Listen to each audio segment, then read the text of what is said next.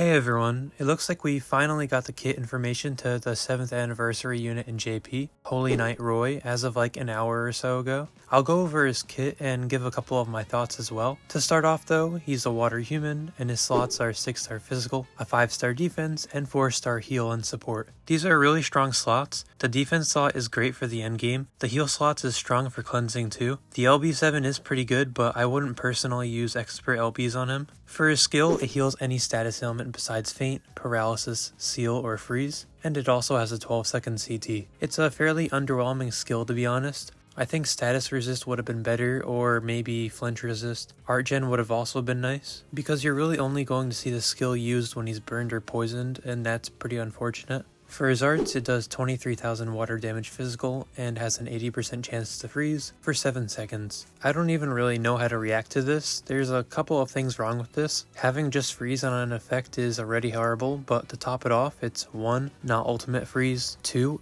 Isn't a 100% chance to proc, 3. There isn't any freeze resist debuff built into him, and 4. He doesn't benefit at all from freezing enemies. This almost has the same vibe as Gabimaru's art, but at least Gabimaru has a 100% proc chance, a 20-second long burn duration, and a 50 art refund. It just seems like it was a very underwhelming art from an anniversary unit. For his true arts, it does 60,000 water damage physical, and for 30 seconds, he increases all water allies' break power by 100%. This is another interesting pick for his kit. It's pretty cool how it's an AoE 100% break power buff, but it being exclusive to water units hurts it quite a bit. There aren't a whole lot of water units you're going to want to run with him, although I could see some sort of synergy on a majority water team where he's going to be with Aristella Orbis, because she'll give an 80% break resist debuff, as well as stack water units damage up to 300%. You could also see some use with running Roy alongside Jay, as Jay's break stats are actually surprisingly good for a DPS. But I think an unconditional break power buff would have been a bit better, since I don't think it's smart to try and team lock an anniversary unit. As for his super art, it does 180,000 water damage physical, and for 20 seconds, all allies get 7 arts a second, and 150% physical damage up. The art gen is type B as well. We finally got to see something in his kit that's actually pretty impressive. 140 arts for the entire team is very strong,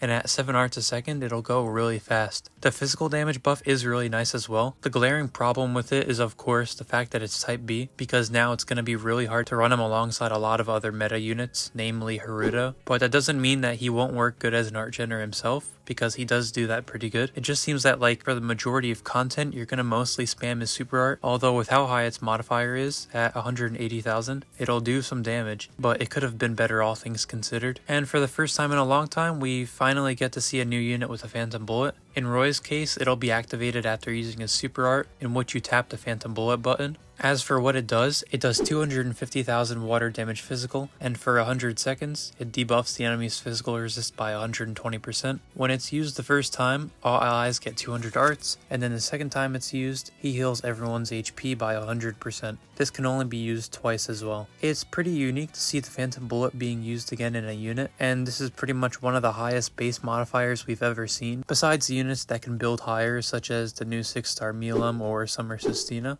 So this can do a ton of damage if it's set up correctly. And the physical resist debuff is not only an insane amount, but lasting at 100 seconds, you'll then be able to spam your super art to benefit from the debuff for quite a bit. And as if that wasn't enough, each of the effects from each Phantom Bullet are also very strong. The AoE 200 arts after the first use is great for everyone, especially if you use it in break, so it kind of acts like a pseudo Chloe passive, albeit it's only usable once. And not only that, it's also great at nukes, because it not only gives everyone else arts to function, but with a proper build, he can use his second Phantom Bullet nearly right after, meaning he's able to spit out a total of a 500,000 damage modifier ultimate attack. The nuking potential is so good, albeit his slots don't really help a ton with that. The full heal is really good as well, especially if there's a nuke you want to heal out of, or if your team is just low in health, you can use this to get them back up to full again. Anyways, as for his passives, when he's the leader, everyone gets 50% physical resist for 30 seconds at the start of the quest. When above 80% HP, he gets 4 arts a second, and he gets 80% paralysis resist. That physical resist is actually really good, and is pretty good to get his team started up before you're nuked. The art gen is nice as well, although I think like 6 or 7 arts a second instead would have been a bit more suited for him, and the paralysis resist is whatever really. As for his true weapon, it's a 5-star physical, and it's called True Gradius. It does 10,000 water damage physical, and for 10 seconds he increases his own physical damage by 50%, and if a water unit uses it,